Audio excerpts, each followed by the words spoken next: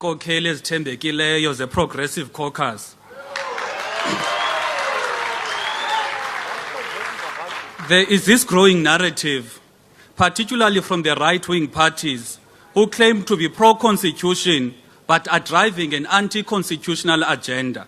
The portrayal of a progressive opposition parties as disruptors is fueled by anti-constitutional propaganda aimed at undermining the essential role of opposition in a constitutional democracy. Mainstream media has also contributed to perpetuating this narrative. Anyone who wants to build this country should welcome the opposition, particularly because they know the importance of having an opposition in terms of ensuring that there's going to be accountability. The 7th Parliament must be the voice and defender of the people. As ATM are going to introduce bills targeting the country's pressing issues. The first is a foreign agents bill that will be sponsored to designate all foreign-funded NGOs and entities as foreign agents. These NGOs and entities are actively in the political terrain on behalf of their foreign funders who want to advance foreign interests in our country. This measure is crucial to ensure that domestic policies and decisions are made by South Africans for South Africa without undue foreign influence.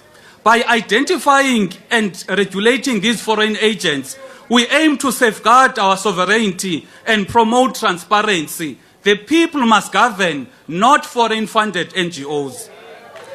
There must be a parliamentary inquiry to investigate certain matters in our country. The first is the rand manipulation and unethical practices of the banks.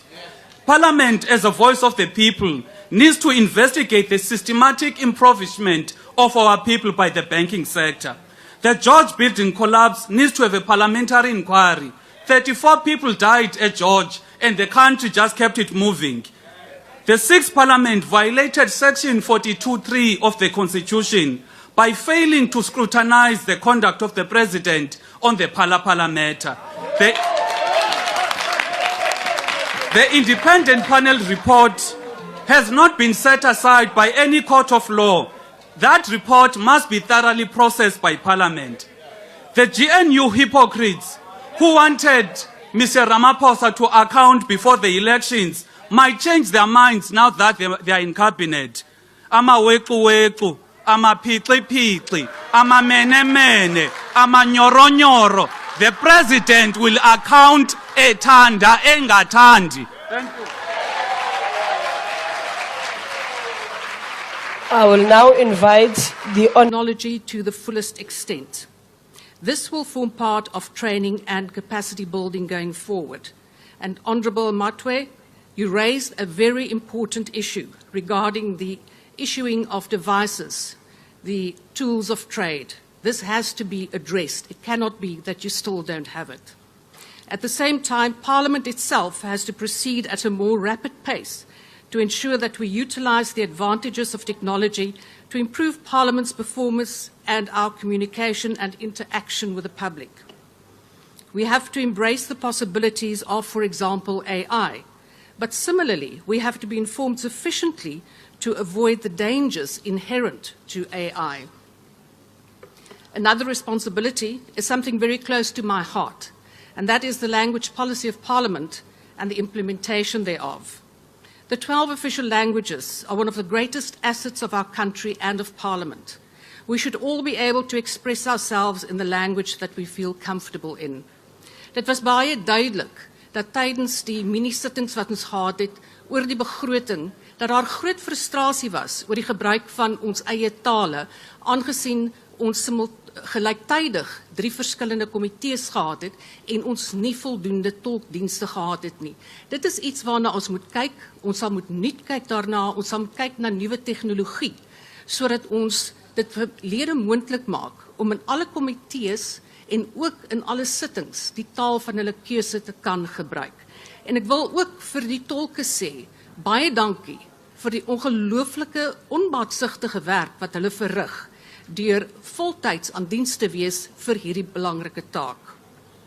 Again, We have to understand the reality of working within the confines of a drastically reduced budget allocation, which has a negative effect on what Parliament can provide. But this does not and cannot keep us from thinking new and working differently and more productively. Honourable Chairperson, Parliament has a lot of ground to cover in the 7th Parliament to regain the trust and respect of South Africans. It is our responsibility to regain that trust and responsibility. Of course, we don't have ideal conditions, as is evident today, but we have to make it work. We have to make sure that every rand spent in Parliament makes a positive, constructive contribution, and that we work on the basis of transparency and inclusivity. We have to do everything possible to enable members to be responsive and caring and to intervene when required.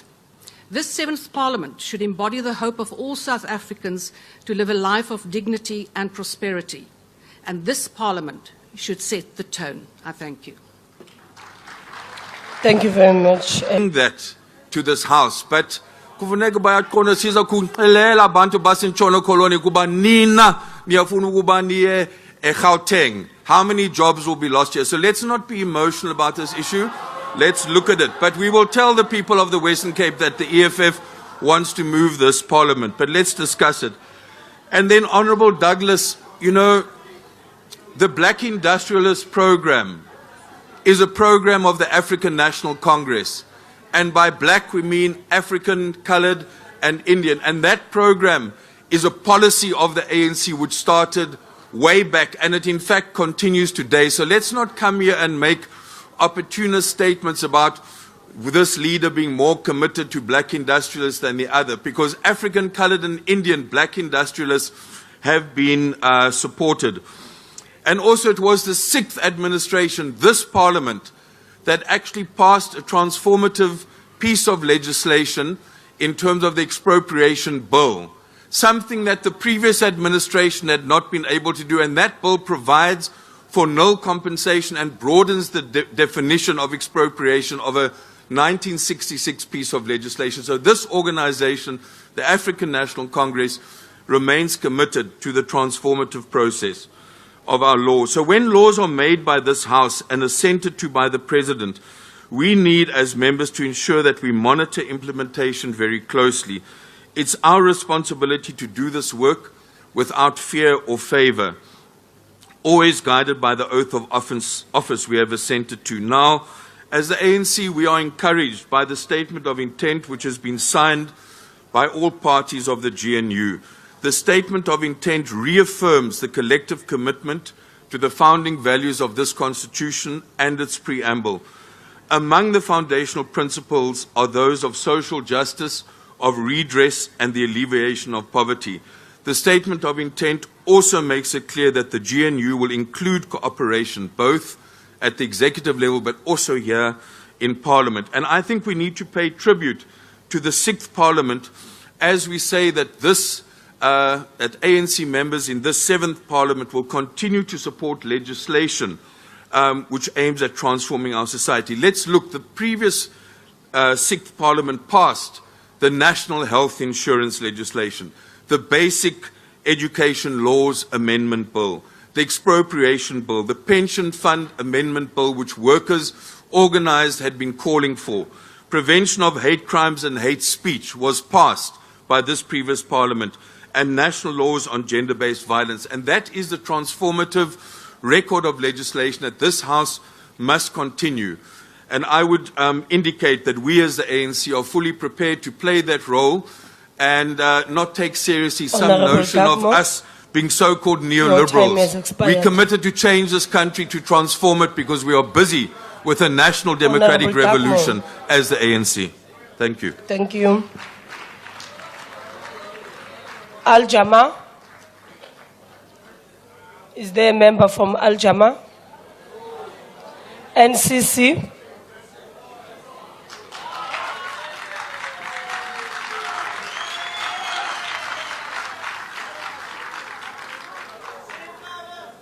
House Chair, honourable members, honourable Speaker, the NCC cannot support this budget.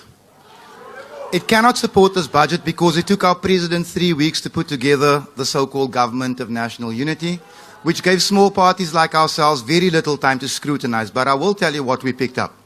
What we picked up is that Parliament is not accessible to the public. Parliament works too slowly.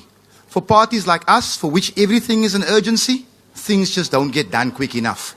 But in addition to that, a little bit of digging, Speaker, and you will, House Chair, sorry, you will find out that the company that was tasked with demolishing what was left of Parliament has a history of delays and has been fined for price fixing. When we delved a little deeper, Speaker, we found out that that Parliament has appointed a maintenance contractor, which is a construction company called Nalito. There's a difference between maintenance and construction, and that is a red flag to us. If this is how we are going to use the struggling taxpayers' money, Speaker, we cannot under any circumstances support this budget. The NCC, it reiterates its call for a state-owned construction company to do the major construction works. This construction company, Speaker, will employ bricklayers, carpenters, plumbers and painters and give these people a living wage with medical aid and a pension. At the moment, what we are doing is we're creating a handful of millionaires with every big construction construction project. Speaker, it is time that the people who do the toiling benefit. People like myself, construction workers, once our knees and our backs go, we end up in the cycle of generational poverty after having given your life to build this country. It is unfair. Speaker, I'm going to end with the following. As we have looked at this budget, and I speak to the GNU, in this budget, you have planted the seed of the second revolution. Because in this budget, you have ensured the oppression of our people for another 5 years. I can guarantee you, Speaker, that the hungry, the oppressed, the homeless, the illiterate, the waterless are coming. I want to caution you, Speaker, when I say to you that the battle lines in this Parliament have been drawn between those of us that embrace and cherish the values of the Freedom Charter and those of you who trample on it with your newfound comrades. Thank you. Thank you, Honorable Member. I will now invite Honorable Mahlatsi, UAT.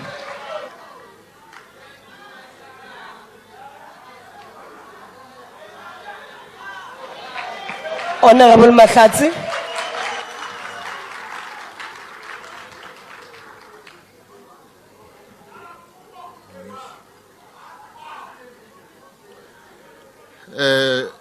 Greetings, House Chair. Greetings to the Progressive Caucus. Kgotsong Afrika. The United African Transformation does not support this budget. We believe that the Parliament, by its very definition, should be a true mouthpiece of the people. It should echo the voices of the dispossessed, the landless, and the marginalized. Yet the current status quo falls short on a noble goal. Our legislative body must be more to bridge the gap between the governed and those who govern. This Parliament must ensure that the seventh administration cannot be seen as shielding the executive from accountability. We must uphold the principle of justice and fairness, ensure that no one is above the law, regardless of their position. Shielding the executive from accountability undermines the very essence of our democracy and erode the trust that our people have placed in us. The marginalized, those who struggle daily against the tide of poverty, unemployment, and lack of access to basic services, need a Parliament that is unwavering in its commitment to social justice. The Parliament must support the MPs and ensure that they create policies that uplift our people, provide free education, free health care, and economic opportunities. It is our duty to dismantle the barriers that keep so many of our fellow citizens trapped in poverty, in a cycle of poverty. In this House, political consideration and affiliation must never overshadow the primary duty to serve our people. Accountability must not be sacrificed at the altar of political expediency. When the executive is held to account, it is not the act of political maneuvering, but a fundamental exercise of our democratic responsibility. The executive reports to the parliament because it is the parliament that must embody the will of the people. I want to take this phrase from Dr.